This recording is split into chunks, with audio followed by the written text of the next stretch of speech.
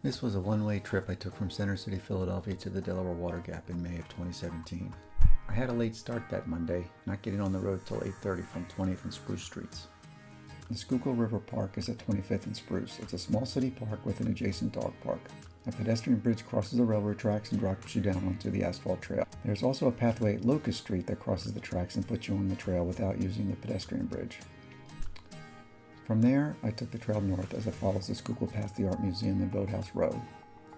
After Boathouse Row, it's an open-air ride paralleling the river and Kelly Drive. There are many sculptures and bridges along the way. I had ridden to Conshohocken by the Schuylkill River Trail a few times previously, but this obviously would be my longest ride. I initially had plotted a ride using Google Maps going to Valley Forge first, then onto the Water Gap. Google had routed part of the route on the Perkiomen Trail, but I wasn't sure what the other roads would be like. I decided to purchase the Adventure Cycling Association's Atlantic Map number 2 for Conshohocken to Port Jarvis, New York. I'm glad I did, as the ACA map would eventually put me along the scenic Delaware River for a good portion of the ride, and I think only added about 10 miles to the trip. As you can see here, the Schuylkill's on the left and Kelly Drive is on the right. Many of the bridges you see crossing the Schuylkill River at this point have signs detailing their history. Interestingly enough, some of these bridges were rebuilt multiple times over the years. While not quite as popular, one can ride the trail on the other side of the river, paralleling Martin Luther King Drive up until Falls Bridge. However, I found that the trail surface is in much worse shape, lots of cracks in the roads, and very bumpy. You'll travel just under 6 miles to just past the twin bridges, and there you'll have to do a little bit of street riding.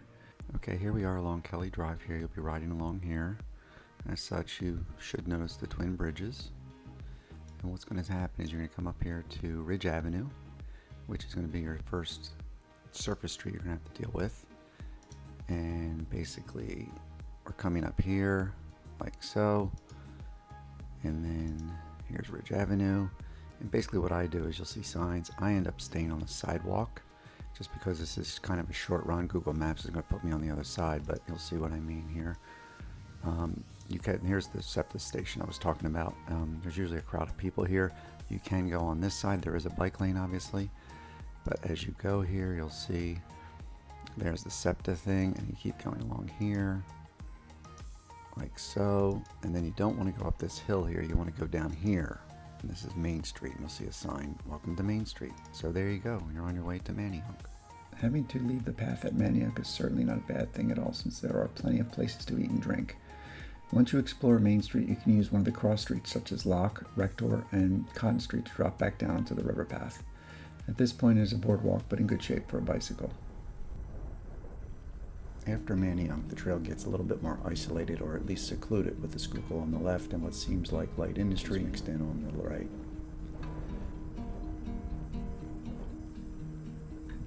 From Manayunk, one rides to Conshohocken, where we leave the trail. Conveniently, there's a bike/coffee shop there called Riverbend Cycles. From there, I rode through a residential area for a short period. The roads soon become very rural, sometimes switching to light industry and back to beautiful homes on large lots with the occasional centuries-old structures.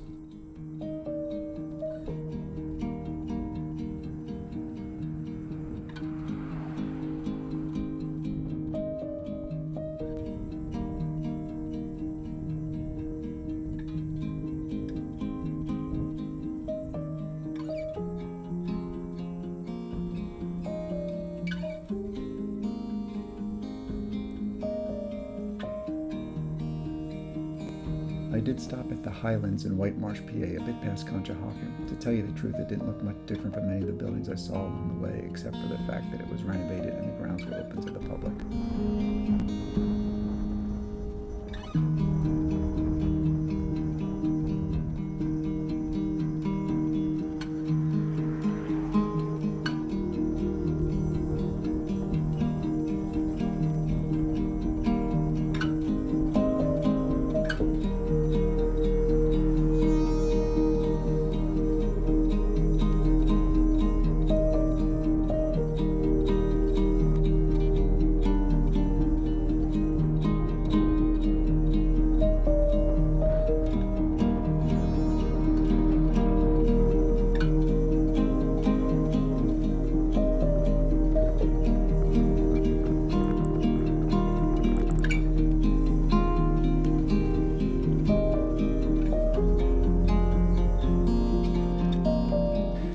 Looking at the map, I think the reason I went through Warrington was to avoid Route 611, which I think would not have been a pleasant ride.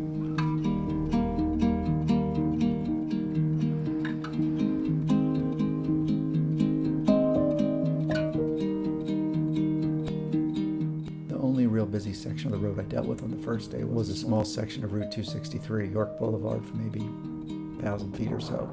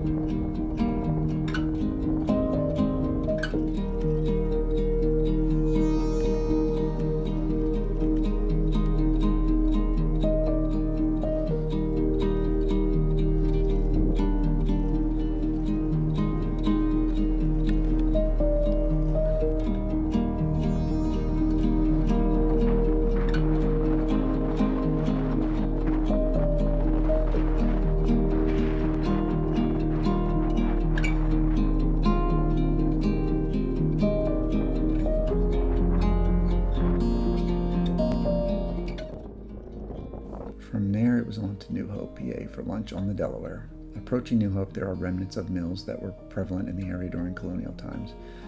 I wanted a waterfront meal, so I opted for the Landing restaurant. Pricey and just okay. Service was slow, but the view was good. In hindsight, I think it would have been worth it to venture over to Jersey to see what the options might have been for lunch there, in Lambertville.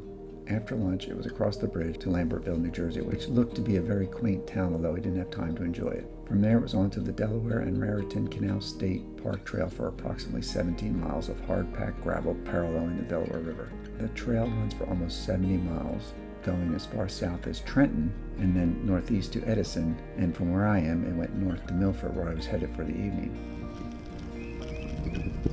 This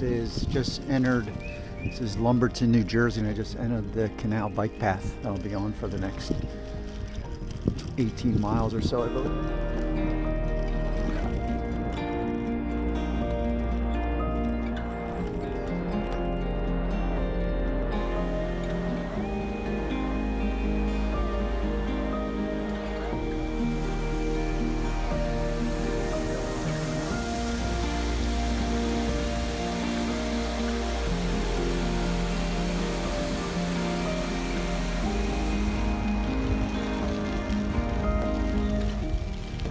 This nice gravel packed canal road. That's got to be the Delaware over there on my left.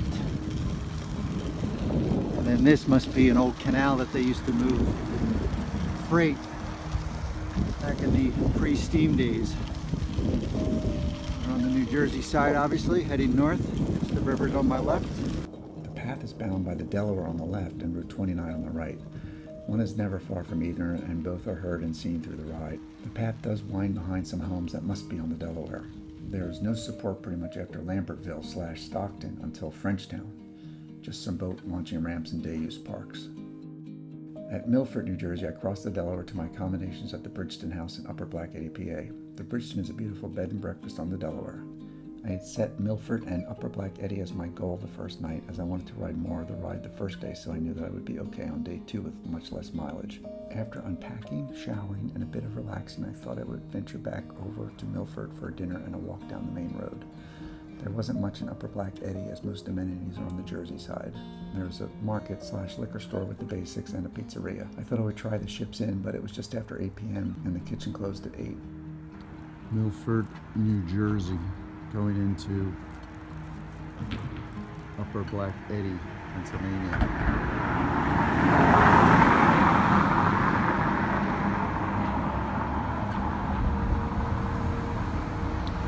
Moving over the Delaware.